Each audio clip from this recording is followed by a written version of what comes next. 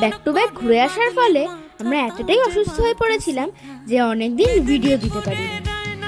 তাই আজ নিয়ে এসেছি একটা সহজ পাচ্য চিকেন রেসিপি। প্রথমে কড়াইয়ে তেল গরম করে পেঁয়াজ আর আলুটা হালকা ভেজে নিতে হবে।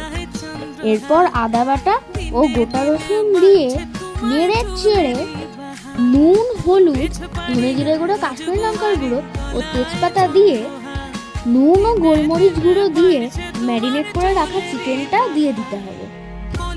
এরপর সব মশলার সঙ্গে মাংস ও আলুটাকে ভালো করে মিশিয়ে ঢাকা দিতে হবে।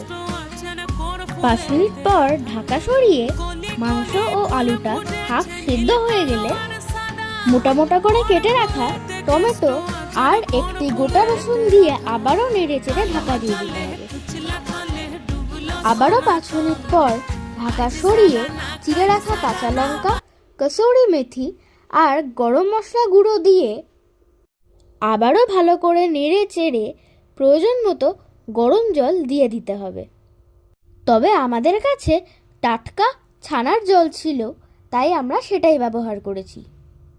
সব কিছু ভালোভাবে মিশিয়ে মাংস সেদ্ধ হওয়া পর্যন্ত ঢাকা দিয়ে রান্না করতে হবে।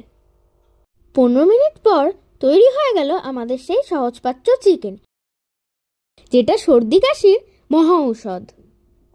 তো বন্ধুরা, কি ভাবছো? মাকে গিয়ে বলো এই রেসিপিটা বানিয়ে খাওয়াতে। সাবস্ক্রাইব।